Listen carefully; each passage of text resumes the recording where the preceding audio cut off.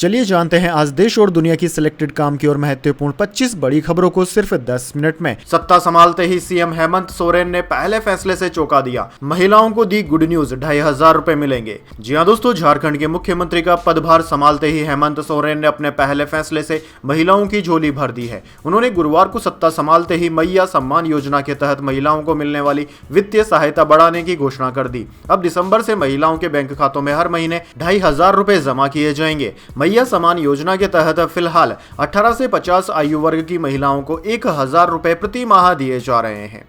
चलिए दोस्तों जान लेते हैं इसके बाद अगली बड़ी खबर। लॉरेंस बिश्नोई को सरकार का संरक्षण मिला है, केजरीवाल ने उठाए सवाल, गृह मंत्री पर साधा निशाना। जी हां दोस्तों, दिल्ली के पूर्व मुख्यमंत्री अरविंद केजरीवाल ने एक बार फिर केंद्र सरकार पर गंभीर आरोप लगाए हैं। उन्होंने कुख्यात गैंगस्टर लॉरेंस बिश्नोई को लेकर सवाल उठाते हुए दावा किया है कि उसे सरकार का संरक्षण मिल रहा है। विधानसभा में दिल्ली की सुरक्षा व्यवस्था पर सवाल उठाते हुए अरविंद केजरीवाल ने कई आपराधिक घटनाओं का जिक्र किया और कहा कि इनसे दिल्ली नहीं संभल रही है। इसके साथ ही केजरीवाल ने गृह मंत्री पर भी निशाना साधते हुए कहा कि आखिर क्यों लॉरेंस बिश्नोई जैसे अपराधी खुलेआम अपनी गतिविधियां जारी रख पा रहे हैं। क्या यह संभव है कि उसे सरकार की ओर से कोई समर्थन नहीं मिल रहा हो?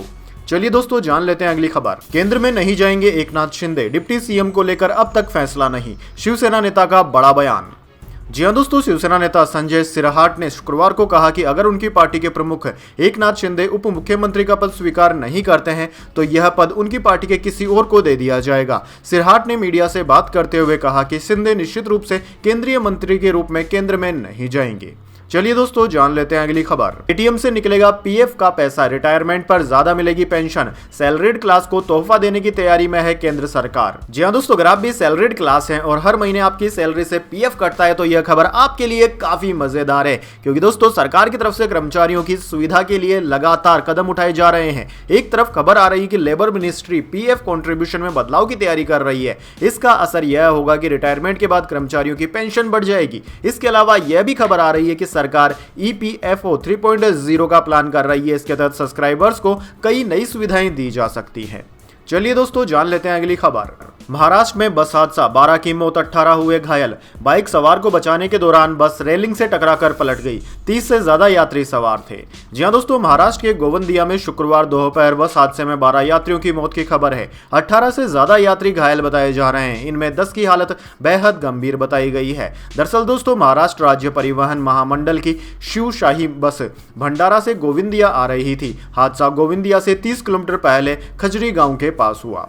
चलिए दोस्तों जान लेते हैं अगली खबर। अशोक गहलोत बोले 800 साल पुरानी अजमेर दरगाह पर कोर्ट केस गलत, प्रधानमंत्री मोदी यहां चादर चढ़ा चुके हैं, उन्हीं की पार्टी के लोग केस कर रहे हैं। जी हां दोस्तों, राजस्थान के पूर्व मुख्यमंत्री अशोक गहलोत ने अजमेर दरगाह परिसर में शिव मंदिर होने के दावे से उठे विवाद को लेकर बीजेपी, आरएसएस और प्रधानमंत्री मोदी पर सवाल उठाए हैं। गहलोत ने कहा कि 15 अगस्त 1947 तक बने जो भी धार्मिक स्थान जिस स्थिति में है वे उसी में रहेंगे। यह कानून बना हुआ है, उन पर सवाल उठाना गलत है। गहलोत ने यह भी कहा कि अजमेर दरगाह 800 साल पुरानी है। चलिए दोस्तों जान लेते हैं अगली खबर। ऑस्ट्रेलिया में बच्चों की सोशल मीडिया बैन का बिल हो गया पास, ऐसा करने वाला दुनिया का पहला देश बना। नियम टूटा तो सोशल मीडिया प्लेटफॉर्म पर 275 करोड़ रुपए का लगाया जाएगा जुर्माना। जी हां दोस्तों, ऑस्ट्रेलिया में 16 साल से कम उम्र के बच्चों के लिए सोशल मीडिया बैन का बिल संसद से पारित हो गया है। पक्ष और विपक्ष दोनों ने इस बिल का समर्थन किया है। दरअसल दोस्तों, ऑस्ट्रेलिया ऐसा बिल पारित करने वाला दुनिया का पहला देश बन गया है। बिल के मुताबिक अगर एक्स, टिकटॉक, फेसबुक और इंस्टाग्राम जैसे प्लेटफॉर्म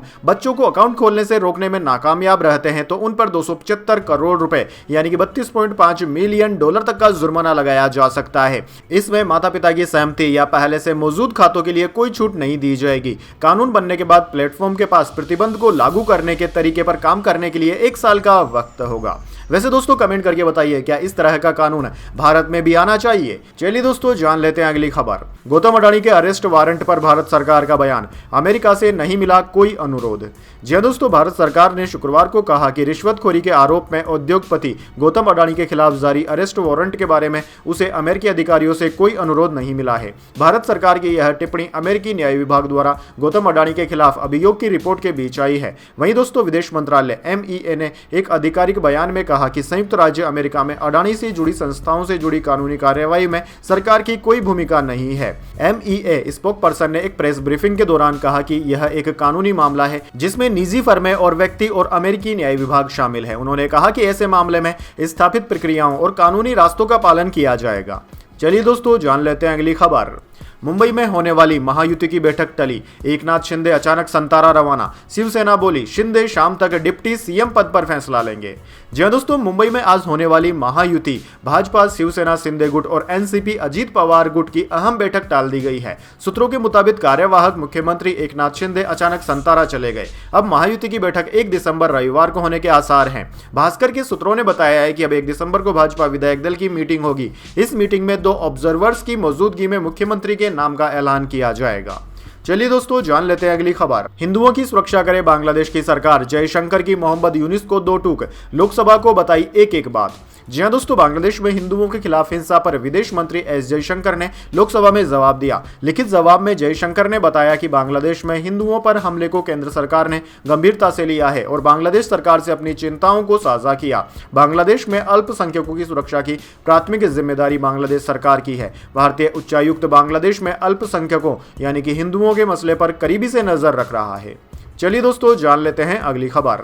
खड़गे बोले कांग्रेस संगठन में बदलाव की जरूरत है। कहा ईवीएम ने चुनाव प्रक्रिया को संदिग्ध बनाया, महाराष्ट्र रिजल्ट को सही नहीं ठहराया जा सकता।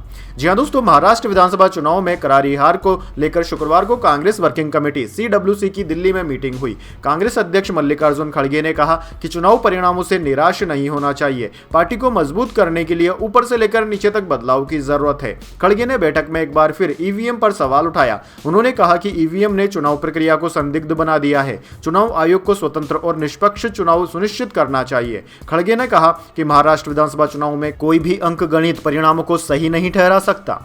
चलिए दोस्तों, जान लेते हैं अगली खबर। मणिपुर में 13 दिन बाद खुले स्कूल और कॉलेज। जिरीबाम हिंसा के बाद से बंद थे, 5 जिलों में कर्फ्यू में ढील, इंटरनेट पर बैन लागू रहेगा।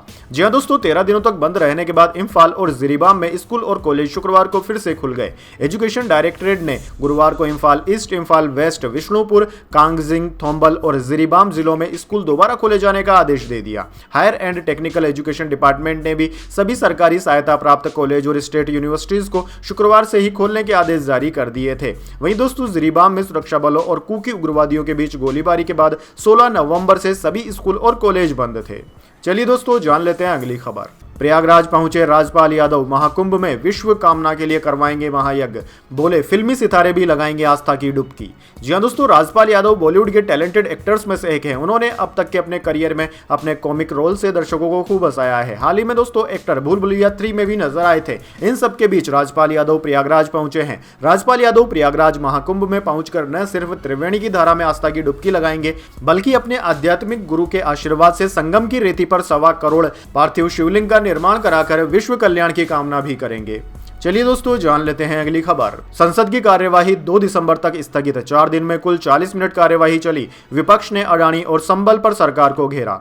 जी हां दोस्तों, संसद के शीतकालीन सत्र की शुरुआत 25 नवंबर को हुई थी। 4 दिन में सदन की कार्यवाही सिर्फ 40 मिनट चल सकी। हर दिन औसतन दोनों सदन लोकसभा और राज्यसभा में करीब 10-10 मिनट तक कामकाज हुआ। लोकसभा और राज्यसभा में विपक्ष ने अडानी और संबल मुद्दा उठाया। विपक्षी सांसद कार्यवाही के दौरान लगातार हंगामा करते रहे। स्पीकर ने कई बार उन्हें बैठाने की कोशिश की, मगर विपक्ष शांत नहीं हुआ। शुक्रवार को स्पीकर ओम बिरला ने कहा कि सहमति असहमति लोकतंत्र की ताकत है। मैं आशा करता हूं सभी सदस्य सदन को चलने देंगे। देश की जनता संसद के बारे में चिंता व्यक्त कर रही है। चलिए दोस्तों, जान लेते हैं अगली खबर। हिंदुओं को टारगेट बनाकर किया जा रहा है हमला, बांग्लादेश के मुद्दे पर भारत का सख्त रुख, कहा जिम्मेदारी निभाए सरकार।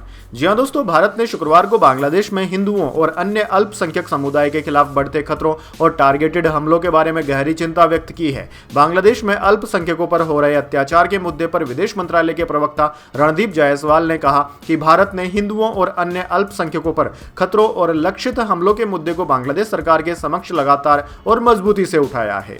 चलिए दोस्तों, जान लेते हैं अगली खबर। दिल्ली की हवा लगातार छठे दिन बेहद खराब स्तर पर, 2 जगह पर AQI 400 के पार। प्रदूषण के कारण दिल्ली एयरपोर्ट पर विजिबिलिटी घटी।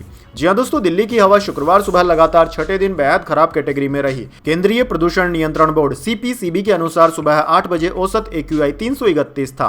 सिर्फ दिल्ली के बवाना और मुंडका में AQI 400 पार दर्ज किया गया। हालांकि दोस्तों 37 मॉनिटरिंग स्टेशन में से 22 जगह AQI 400 से नीचे दर्ज हुआ। दिल्ली में प्रदूषण के कारण विजिबिलिटी घटी है। मीडिया रिपोर्ट्स के अनुसार इंदिरा गांधी इंटरनेशनल एयरपोर्ट पर विजिबिलिटी घटकर 1100 मीटर रह गई है। चलिए दोस्तों जान लेते हैं अगली खबर।